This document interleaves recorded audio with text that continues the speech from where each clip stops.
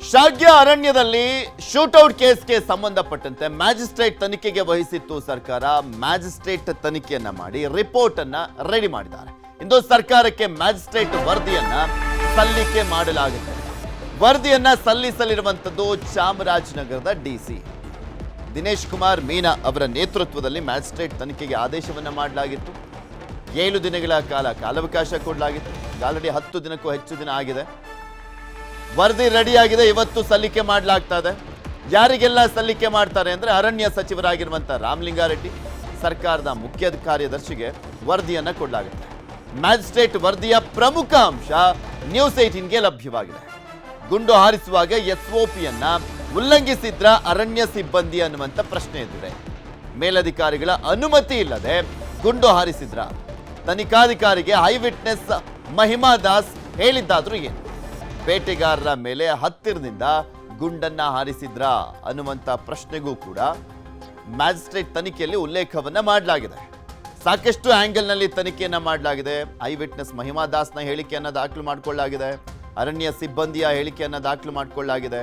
ಅವತ್ತಿನ ಶೂಟೌಟ್ ಸಂದರ್ಭದಲ್ಲಿ ಇದ್ದಂಥ ಅರಣ್ಯ ಸಿಬ್ಬಂದಿಯ ಹೇಳಿಕೆ ಮತ್ತೆ ಮೇಲಧಿಕಾರಿಗಳ ಹೇಳಿಕೆ, ಇದೆಲ್ಲ ರೀತಿಯಲ್ಲೂ ಕೂಡ ತನಿಖೆಯನ್ನ ಮಾಡಿ ಹೇಳಿಕೆಗಳನ್ನು ಉಲ್ಲೇಖ ಮಾಡಲಾಗಿರುವಂಥದ್ದು ರಿಪೋರ್ಟ್ನಲ್ಲಿ. ಎಸ್ಒಪಿಯನ್ನ ಉಲ್ಲಂಘಿಸಿದ್ರ ಅರಣ್ಯ ಸಿಬ್ಬಂದಿ ಅನ್ನುವಂಥ ಪ್ರಶ್ನೆ ಅವ್ರು ಹೇಳ್ತಾ ಇದ್ರು. ನಮ್ಮ ಮೇಲೆ ಅಟ್ಯಾಕ್ ಮಾಡಲಿಕ್ಕೆ ಶುರು ಮಾಡಿದ್ರು, ಗುಂಡನ್ನ ಹಾರಿಸಲಿಕ್ಕೆ ಶುರು ಮಾಡಿದ್ರು. ನಮ್ಮ ಆತ್ಮರಕ್ಷಣೆಗೋಸ್ಕರ ನಾವು ಗುಂಡನ್ನ ಹಾರಿಸಿದ್ವಿ ಅಂತ. ಇದೆಲ್ಲದ್ರ ಬಗ್ಗೆನೂ ಕೂಡ ಇನ್ನಷ್ಟು ಮಾಹಿತಿಯನ್ನ ಕೊಡ್ತಾ ಹೋಗ್ತಾರೆ ನಮ್ಮ ಚಾಮರಾಜನಗರದ ಪ್ರತಿನಿಧಿ ನಂದೀಶ್ ನಮ್ಮ ಜೊತೆ ನೇರ ಸಂಪರ್ಕದಲ್ಲಿ ಜಾಯ್ನ್ ಆಗಿದ್ದಾರೆ. ನಂದೀಶ್, ಮ್ಯಾಜಿಸ್ಟ್ರೇಟ್ ರಿಪೋರ್ಟ್ ಅಂತೂ ಇಂತೂ ರೆಡಿ ಆಗಿದೆ, ಇವತ್ತು ಸರ್ಕಾರಕ್ಕೆ ಸಲ್ಲಿಸಲಿರುವಂತದ್ದು. ಮೇನ್ ಆಗಿ ಆ ರಿಪೋರ್ಟ್ ನಲ್ಲಿ ಏನೇನೆಲ್ಲ ಉಲ್ಲೇಖ ಆಗಿದೆ ಅಂತ? ಪೃಥ್ವಿರಾಜ್, ಏನು ಕಾವೇರಿ ವನಧಾಮದಲ್ಲಿ ಆಗಸ್ಟ್ 15ರಂದು ನಡೆದಂತಹ ಒಂದು ಎನ್ಕೌಂಟರ್ ಪ್ರಕರಣ, 3 ಬೇಟೆಗಾರರ ಒಂದು ಎನ್ಕೌಂಟರ್ ಪ್ರಕರಣ ಸಂಬಂಧಪಟ್ಟಂತೆ ಸರ್ಕಾರ ಒಂದು ಮ್ಯಾಜಿಸ್ಟ್ರೇಟ್ ತನಿಖೆಗೆ ಆದೇಶ ಮಾಡಿತ್ತು. ಕೊಳ್ಳೇಗಾಲ ಉಪವಿಭಾಗಾಧಿಕಾರಿ ದಿನೇಶ್ ಕುಮಾರ್ ಮೀನಾ ಅವರನ್ನ ತನಿಖೆಗೆ ನೇಮಿಸಿತ್ತು. ಅವರು ತನಿಖೆಯನ್ನು ಕೈಗೊಂಡು ಇದೀಗ ಅವರ ತನಿಖೆ ತಮ್ಮ ಹಂತದಲ್ಲಿ ಒಂದು ತನಿಖೆಯನ್ನ ಪೂರ್ಣಗೊಳಿಸಿದ್ದಾರೆ. ಇವತ್ತು ಅವರು ಜಿಲ್ಲಾಧಿಕಾರಿಗಳಿಗೆ ಕೊಟ್ಟು, ಜಿಲ್ಲಾಧಿಕಾರಿಗಳು ಮತ್ತು ಅವರು ಇಬ್ರು ಬೆಂಗಳೂರಿಗೆ ತೆರಳಿ ಸರ್ಕಾರದ ಮುಖ್ಯ ಕಾರ್ಯದರ್ಶಿ ಮತ್ತು ಅರಣ್ಯ ಸಚಿವರಿಗೆ ಒಂದು ಈ ವರದಿಯನ್ನ ಕೊಡಲಿದ್ದಾರೆ. ಆದ್ರೆ ಯಾವುದು ನಮಗೆ ಬಂದಿರೋ ಮಾಹಿತಿ ಪ್ರಕಾರ ಯಾವುದೇ ಒಂದು ಕನ್ಕ್ಲೂಷನ್ ತೀರ್ಮಾನಕ್ಕೆ ಬಂದಿಲ್ಲ ಅಂತ ಗೊತ್ತಾಗಿದೆ. ಯಾಕೆಂದ್ರೆ ಅವರಿಗೆ ಇನ್ನೂ ಕೆಲವು ರಿಪೋರ್ಟ್ಗಳು ಬರಬೇಕಾಗಿತ್ತು. ಬ್ಯಾಲಿಸ್ಟಿಕ್ ವರದಿ ಇರ್ಬೋದು, ಫಿಂಗರ್ ಪ್ರಿಂಟ್ ವರದಿ ಇರ್ಬೋದು, ಮತ್ತು ಬೇರೆ ಬೇರೆ ವರದಿಗಳು ಕೆಲವು ಬರಬೇಕಾಗಿತ್ತು ಅವರಿಗೆ. ಅದೇ ಆ ವರದಿ ಬರದೇ ಇರೋದ್ರಿಂದ ಮತ್ತಷ್ಟು ತನಿಖೆ ಅಗತ್ಯ ಅಂತ ಹೇಳಿ ಅವರು ಸರ್ಕಾರಕ್ಕೆ ವರದಿ ಕೊಟ್ಟಿದ್ದಾರೆ. ಈ ಒಂದು ವರದಿಯಲ್ಲಿ ಕೆಲವು ಪ್ರಮುಖ ಅಂಶಗಳು ನಮಗೆ ಲಭ್ಯ ಆಗಿ ಅಲ್ಲಿ ಏನಿರ್ಬೋದು ಅನ್ನೋದ್ರ ಬಗ್ಗೆ ಕೆಲವು ಮಾಹಿತಿಗಳು ಲಭ್ಯ ಆಗಿದೆ. ಪ್ರಮುಖವಾಗಿ ಅರಣ್ಯ ಇಲಾಖೆ ಸಿಬ್ಬಂದಿ ಅಲ್ಲಿ ಎಸ್ಒಪಿಯನ್ನ ಉಲ್ಲಂಘಿಸಿದ್ದಾರೆ ಅಂತ ಹೇಳಿ. ಯಾಕೆಂದ್ರೆ ಯಾರೇ ಬೇರೆ ಬೇಟೆಗಾರರು ಕಾಡಿನೊಳಗಡೆ ಎದುರಾದಾಗ ಮೊದಲು ಅವರಿಗೆ ಶರಣಾಗುವಂತೆ ಸೂಚಿಸಬೇಕು. ಆ ಕೆಲಸ ಆಗಿಲ್ಲ. ಮತ್ತೆ ಶರಣಾಗಕ್ಕೆ ಒಪ್ಪಲಿಲ್ಲ ಅಂತಂದ್ರೆ ಗಾಳಿಯಲ್ಲಿ ಗುಂಡು ಹಾಕ್ಬೇಕು. ಅದಕ್ಕೂ ಸಹ ಅವ್ರು ಒಪ್ಪದಿದ್ದಾಗ ಆ ಕಾಳಿಂದ ಕೆಳಗೆ ಅವ್ರಿಗೆ ಪ್ರಾಣಕ್ಕೆ ಹಾನಿಯಾಗದ ರೀತಿ ಗುಂಡು ಹಾರಿಸ್ಬೇಕು ಅನ್ನೋದು ಒಂದು ಎಸ್ಒಪಿ ಇದೆ. ಆದ್ರೆ ಇವರು ಎದೆಗೆ ಮತ್ತು ಹೊಟ್ಟೆಗೆ ಕಿಬ್ಬೊಟ್ಟೆಗೆ ಹೊಡೆದಿರೋದ್ರಿಂದ ಇದು ಎಲ್ಲೋ ಒಂದ್ ಕಡೆ ಎಸ್ಒಪಿ ಉಲ್ಲಂಘನೆ ಆಗಿದೆ ಅಂತೇಳಿ ತನಿಖಾಧಿಕಾರಿಗಳು ಒಂದು ವರದಿಯನ್ನ ಕೊಟ್ಟಿದ್ದಾರೆ. ಜೊತೆಗೆ ಮಹಿಮಾ ದಾಸ್ ಏನೊಂದು ಪ್ರತ್ಯಕ್ಷ ಸಾಕ್ಷಿ ಇದಾನೆ, ಅವನು ಅಲ್ಲಿಂದ ತಪ್ಪಿಸ್ಕೊಂಡು ಹೋದ.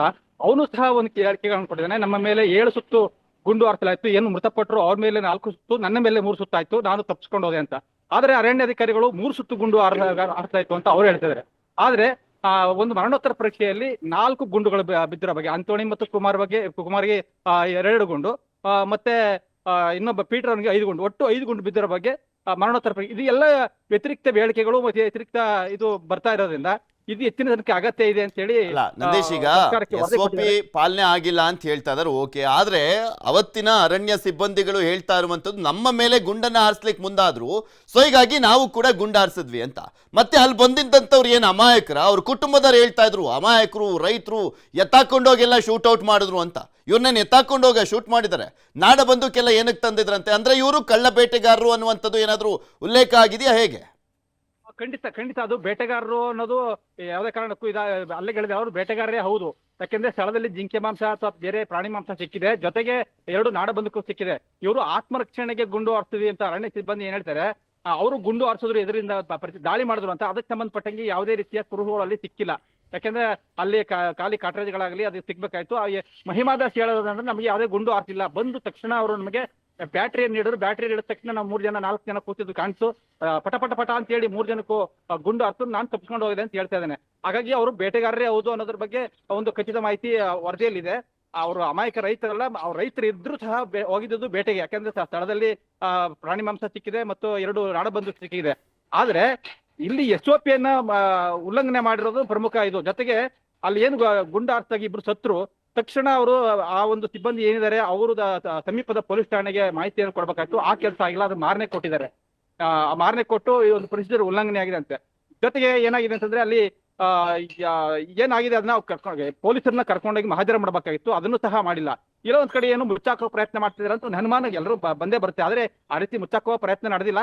ಏನು ತಕ್ಷಣಕ್ಕೆ ಆ ಒಂದು ಸಂದರ್ಭದಲ್ಲಿ ಏನ್ ನಡೀತು, ಜೊತೆಗೆ ಏನಾಗಿದೆ ಅಂತಂದ್ರೆ ಅಲ್ಲಿ ಸ್ಥಳದಲ್ಲಿದ್ದಂತಹ ಮೇಲಧಿಕಾರಿಯ ಒಂದು ಆದೇಶವನ್ನ ಪಡಿಬೇಕು ಗುಂಡಾರ್ಸ್ಬೇಕಾದ್ರೆ. ಆದ್ರೆ ಆ ಮೇಲಧಿಕಾರಿ RFO ಅವರು ಕೆಳಗಡೆ ಗುಡ್ಡದ ಕೆಳಗಡೆ ಜೀಪ್ ಬಳಿ ಇದ್ರು ಅಂತ ಗೊತ್ತಾಗ್ತಾ ಇದೆ. ಇವ್ರು ಮೇಲ್ಗಡೆ ಹೋಗಿದ್ದವ್ರು ಇಬ್ಬರೇ ಅರಣ್ಯ ಸಿಬ್ಬಂದಿ. ಅದರಲ್ಲಿ ಒಬ್ಬ ಮಾತ್ರ ಎಲ್ಲರಿಗೂ 3 ಜನಕ್ಕೂ ಗುಂಡೋಡಿದ್ದಾನೆ ಮತ್ತು ಮಹೇಮಾದಸ್ ಕಡೆಗೂ ಗುಂಡೋಡಿದ್ದಾನೆ. ಮಹೇಮಾದಸ್ ತಪ್ಪಿಸ್ಕೊಂಡು ಓಡೋಗಿದ್ದಾನೆ. ಹಾಗಾಗಿ ಎಲ್ಲೋ ಒಂದ್ ಕಡೆ ಅರಣ್ಯ ಇಲಾಖೆ ಒಂದು ಲೋಪಗಳು ಇರ್ಬೋದು, ಸಣ್ಣ ಪುಟ್ಟ, ಆದ್ರೆ ಅವ್ರು ಬೇಟೆಗಾರರೇ ಹೌದು ಅನ್ನೋದ್ರ ಬಗ್ಗೆ ಇದರಲ್ಲಿ ಕಳ್ಳ ಬೇಟೆಗಾರರು ಅರಣ್ಯ ಸಿಬ್ಬಂದಿ ಒಂದಿಬ್ರು ಇದ್ರಲ್ಲ, ಅವ್ರು ಯಾವ ಕಾರಣಕ್ಕೋಸ್ಕರ ಗುಂಡನ್ನ ಹಾರಿಸಿದ್ರು ಅನ್ನುವಂಥದ್ರ ಬಗ್ಗೆ ಏನಾದ್ರು ಮೆನ್ಷನ್ ಆಗಿದೆಯಾ? ಯಾಕೆಂದ್ರೆ ಉದ್ದೇಶ ಪೂರ್ವಕವಾಗಿ ಅವರನ್ನ ಕೊಲ್ಲೋಕ್ಕೋಸ್ಕರನೇ ಗುಂಡ ಹಾರಿಸಿದ್ದ, ಅಥವಾ ಏನಾದ್ರು ಆತಂಕಗೊಂಡು ಇವ್ರೇನಾದ್ರು ನಮಗೆ ಶೂಟ್ ಮಾಡ್ಬಿಡ್ತಾರೆ ಅನ್ನುವಂಥ ಕಾರಣಕ್ಕೋಸ್ಕರ, ನಾವಿಬ್ಬರೇ ಬಂದ್ಬಿದ್ದೀವಿ ಅನ್ನುವಂಥ ಕಾರಣಕ್ಕೋಸ್ಕರ ಏನಾದ್ರು ಶೂಟ್ ಮಾಡಿರೋದಾ ಅಂತ. ಹಾಗೆ ಪುಟ್ಟರಂಗ ಶೆಟ್ರು ಹೇಳ್ತಾ ಇದ್ರಲ್ಲ, ಕುಟುಂಬದವ್ರು ಹೇಳ್ತಾ ಇರುವಂಥದ್ದು ಸುಳ್ಳೆ, ಇಲ್ಲಿ ಅರಣ್ಯ ಅವರು ಇಲಾಖೆಯವರು ಹೇಳ್ತಾ ಇರುವಂಥದ್ದು ಸುಳ್ಳೆ ಅಂತ ಹೇಳ್ತಾ ಇದ್ರಲ್ಲ, ಅದು ಕೂಡ ಪ್ರೂವ್ ಆದಂತಾನೆ ಆಗ್ತಾ ಇದೆ ಈ ವರದಿಯನ್ನ ನೋಡ್ತಾ ಇದ್ರೆ. ಖಂಡಿತ ಎರಡು ಕಡೆಯವರು ತದ್ವಿರುದ್ಧ ಹೇಳಿಕೆಗಳನ್ನು ಕೊಡ್ತಾ ಇರೋದ್ರಿಂದಲೇ ಇದನ್ನ CID ತನಿಖೆಗೆ ಸರ್ಕಾರ ವಹಿಸಿರೋದು. ಕಳೆದ ವಾರವೇ ಒಂದು ಸರ್ಕಾರಕ್ಕೆ ಒಂದು ಮೌಖಿಕ ವರದಿಯನ್ನ ಜಿಲ್ಲಾಡಳಿತ ಸಲ್ಲಿಸಿತ್ತು. ಇದು ಬೇರೆ ಬೇರೆ ಹೇಳಿಕೆಗಳು ಬರ್ತಾ ಇದಾವೆ, ಸರಿಯಾದ ಹೇಳಿಕೆಗಳು ದಾಖಲಾಗ್ತಾ ಇಲ್ಲ, ಬೇರೆ ಬೇರೆ ಹೇಳಿಕೆಗಳು ಕೊಡ್ತಾ ಇದ್ದಾರೆ. ಹಂಗಾಗಿ ಇದಕ್ಕೆ ಹೆಚ್ಚಿನ ತನಿಖೆ ಆಗ್ಬೇಕು ಅನ್ನೋ ಕಾರಣಕ್ಕೆ ಒಂದು ಮೌಖಿಕ ವರದಿಯನ್ನ ಕೊಟ್ಟಿತ್ತು. ಆ ಹಿನ್ನೆಲೆಯಲ್ಲಿ CID ತನಿಖೆ ವಹಿಸಿದೆ. ಅಲ್ಲಿ ಏನಂದ್ರೆ ಮಹಿಮಾದೇಶ ಹೇಳ್ತಾ ಇದೆ ಅಂದ್ರೆ, ಇಬ್ರು ಮೇಲ್ಗಡೆ ಬಂದು ಅರಣ್ಯ ಸಿಬ್ಬಂದಿ ನಾವೆಲ್ಲ ಕುಳಿತಿರ್ಬೇಕಾದ್ರೆ ಬಂದು ತಕ್ಷಣ ಬ್ಯಾಟ್ರಿ ಹಿಡಿದ್ರು. ಬ್ಯಾಟ್ರಿ ಹಿಡಿದ ತಕ್ಷಣ ನಮ್ಗೆ ಯಾವುದೇ ಎಚ್ಚರಿಕೆ ಕೊಟ್ಟಿಲ್ಲ, ಗುಂಡಾರ್ಸಕ್ ಶುರು ಮಾಡ್ಬಿಟ್ರು. ಇಬ್ರು ಸಿಬ್ಬಂದಿ ಯಾವುದೇ ಆದೇಶ ಪಡಲಿಲ್ಲ ಅಥವಾ ಏನು ಮಾಡ್ಲಿಲ್ಲ. ಬಂದು ತಕ್ಷಣ ನಮ್ಗೆ ನಾವು ಯಾವುದೇ ರೀತಿ ಅವ್ರ ಪ್ರತಿದಾಳಿ ಮಾಡ್ಲಿಲ್ಲ, ಆದ್ರೂ ಸಹ ನಮ್ಮ ಮೇಲೆ ಅವರು ತಕ್ಷಣ ಗುಂಡಾರ್ಸಿದ್ರು ಅಂತ ಮಹಿಮಾದಾಸ್ ಹೇಳ್ತಾ ಇದ್ದಾನೆ. ಆದ್ರೆ ಅರಣ್ಯ ಸಿಬ್ಬಂದಿ ಏನ್ ಹೇಳ್ತಾ ಇರೋದು, ನಮ್ಗೆ ಹೋದ ತಕ್ಷಣ ದಾಳಿ ಮಾಡಿದ್ರು, ಆತ್ಮರಕ್ಷಣೆಗಾಗಿ ನಾವು ಅವ್ರಿಗೆ ಗುಂಡಾರ್ಸ್ತೀವಿ. ಹಂಗಾಗಿ ಇವೆಲ್ಲ ತದ್ವಿರುದ್ಧ ಹೇಳಿಕೆಗಳು ಮತ್ತು ಬೇರೆ ಬೇರೆ ತರ ಹೇಳಿಕೆಗಳು ಬರ್ತಾ ಇರೋದ್ರಿಂದ ಸರ್ಕಾರ ಈ ಬಗ್ಗೆ ಹೆಚ್ಚಿನ ಒಂದು ತನಿಖೆ ಅಗತ್ಯ ಇರೋದ್ರೆ CID ಹೊಂದಿದೆ. ಅದು ಈಗ ಎಲ್ಲರೂ ಆಗ್ರಹಿಸ್ತಾ ಇದ್ದ ಹಾಗೆ, ವಿಪಕ್ಷದವರು ಕೂಡ ಹೇಳ್ತಿದ್ದ ಹಾಗೆ ನ್ಯಾಯಾಂಗ ತನಿಖೆ ಆಗ್ಬೇಕು ಅಂತ ಹೇಳ್ತಾ ಇದ್ರಲ್ಲ, ಈ ಮ್ಯಾಜಿಸ್ಟ್ರೇಟ್ ರಿಪೋರ್ಟ್ ಅರ್ಧಂಬರ್ಧ ಆಗಿರುವಂತ ಹಿನ್ನೆಲೆಯಲ್ಲಿ ಈಗ ನ್ಯಾಯಾಂಗ ತನಿಖೆಗೆ ಒಪ್ಪಿಸುವಂತ ಸಾಧ್ಯತೆ ಇದೆಯಾ ಅಂತ? ಯಾಕೆಂದ್ರೆ ಇನ್ನೂ ಸಾಕಷ್ಟು ರಿಪೋರ್ಟ್ಗಳೆಲ್ಲ ಬರಬೇಕು. ಹೌದು, ಸಾಕಷ್ಟು ಒತ್ತಡ ಬಂದ್ರೆ ಖಂಡಿತವಾಗಿಯೂ ನ್ಯಾಯಾಂಗ ತನಿಖೆಗೆ ವಹಿಸುವ ಸಾಧ್ಯತೆಗಳು ಇದೆ. ಆದ್ರೆ CID ತನಿಖೆ ಇದೆಯಲ್ಲ, CID ತನಿಖೆ ಏನ್ ಬರುತ್ತೆ ಅದನ್ನ ನೋಡ್ಕೊಂಡು ಅದನ್ನ ಆಧರಿಸಿ ನ್ಯಾಯಾಂಗ ತನಿಖೆ ಮಾಡ್ತಾರಾ ಇಲ್ವಾ ಅನ್ನೋದನ್ನ ನಾವು ಕಾದೊಳ್ಬೇಕಾಗಿದೆ. CID ತನಿಖೆಗೆ ಎಲ್ಲಾ ಆಯಾಮಗಳಲ್ಲೂ ಅವರು ತನಿಖೆಯನ್ನು ಮಾಡ್ತಾರೆ.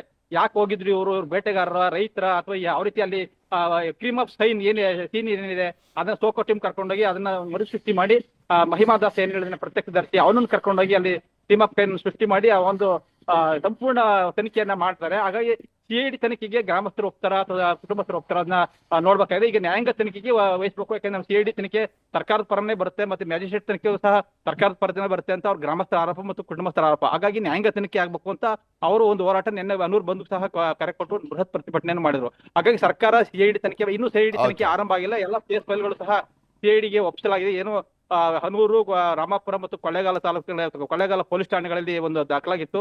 ಮತ್ತು ಮೃತಳ ಪತ್ನಿ ಏನು ಆಂಟೋನಿ ದಾಸ್ ಅಂತ ಹೇಳಿದ ಲೂರ್ದ್ ಮೇರಿ ಅಂತ, ಅವಳು ಒಂದು ದೂರು ಕೊಟ್ಟಿದ್ಲು, ನನ್ನ ಗಂಡನ ಕೊಲೆ ಮಾಡಲಾಗಿದೆ ಅಂತ. ಆ ಪ್ರಕರಣವನ್ನು ಸಹ ಒಟ್ಟಾರೆ ಒಂದು ಬೇಟೆ ಪ್ರಕರಣ ಮತ್ತು ಎನ್ಕೌಂಟರ್ ಪ್ರಕರಣ ಜೊತೆಗೆ ನಂತರ ನಡೆದಂತಹ ವಿಧ್ವಂಸ ಕೃತ್ಯಗಳು, ಏನು ಕಳ್ಳಬೇಟೆ ತಡೆ ಸೇವೆ ಇರ್ಬೋದು ಅಥವಾ ವಸತಿ ಗೃಹಗಳಿರ್ಬೋದು, ಮತ್ತೆ ಪ್ರತಿಭಟನೆ ಸಂದರ್ಭದಲ್ಲಿ ಬೇರೆ ಬೇರೆ ಸಮಾಜಘಾತಕ ಶಕ್ತಿಗಳು ಭಾಗಿಯಾಗಿರ್ಬೋದು, ಇದ್ರ ಬಗ್ಗೆ ಸಮಗ್ರವಾದ ತನಿಖೆಯನ್ನ CID ಮಾಡುತ್ತೆ.